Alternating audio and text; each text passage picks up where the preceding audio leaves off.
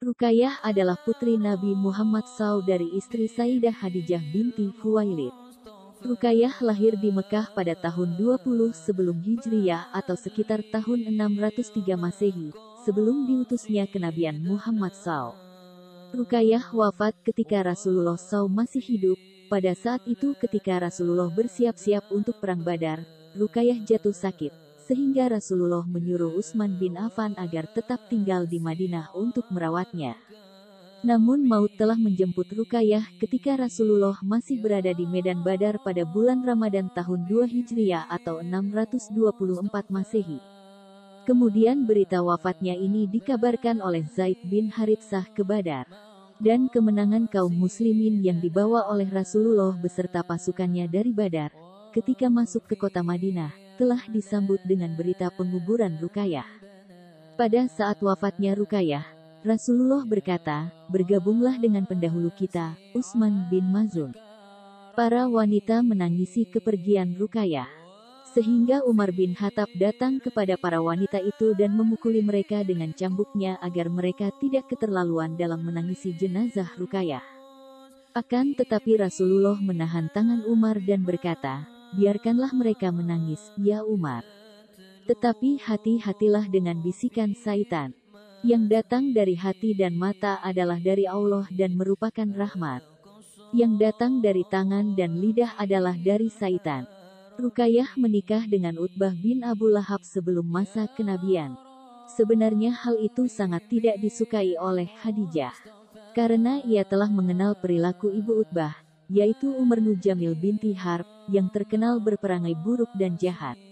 Khawatir putrinya akan memperoleh sifat-sifat buruk dari ibu mertuanya tersebut.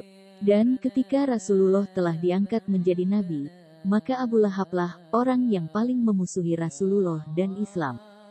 Abu Lahab telah banyak menghasut orang-orang Mekah agar memusuhi Nabi dan para sahabat. Begitu juga istrinya, Ummu Jamil yang senantiasa berusaha mencelakakan Rasulullah dan memfitnahnya.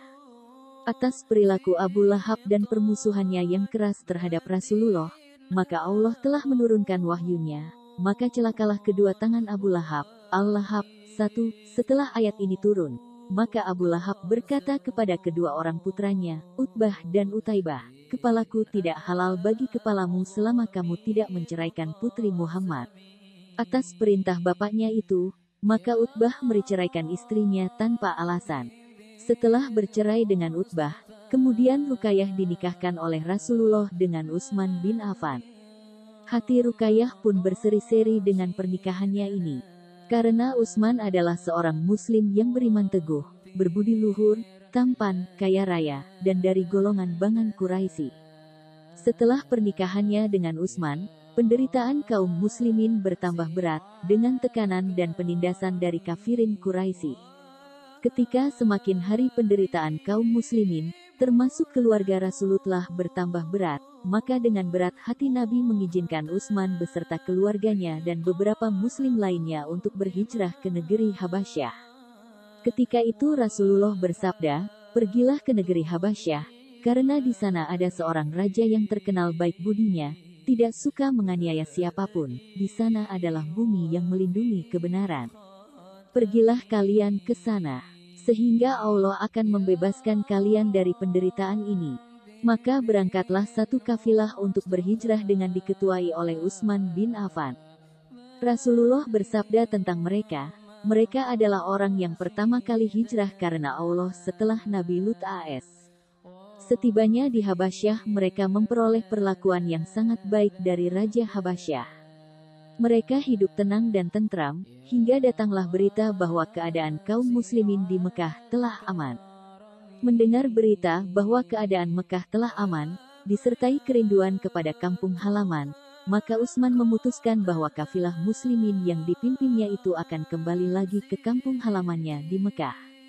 Mereka pun kembali.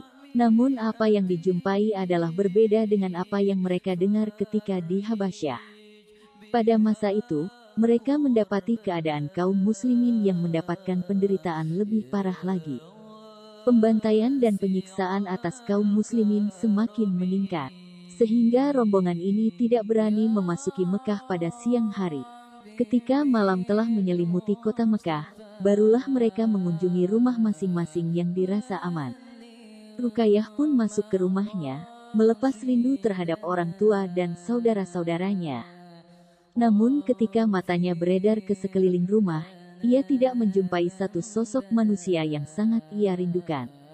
Lah bertanya, "Mana ibu, mana ibu?" Saudara-saudaranya terdiam tidak menjawab. Maka Ruqayyah pun sadar, orang yang sangat berarti dalam hidupnya itu telah tiada. Ruqayyah menangis, hatinya sangat bergetar, bumi pun rasanya berputar atas kepergiannya. Penderitaan hatinya ternyata tidak berhenti sampai di situ. Tidak lama berselang, anak lelaki satu-satunya, yaitu Abdullah yang lahir ketika hijrah pertama, telah meninggal dunia pula. Padahal nama Abdullah adalah kunyah bagi Utsmanra, yaitu Abu Abdullah. Abdullah masih berusia 2 tahun, ketika seekor ayam jantan mematuk mukanya sehingga mukanya bengkak, maka Allah mencabut nyawanya. Ruqayyah tidak mempunyai anak lagi setelah itu.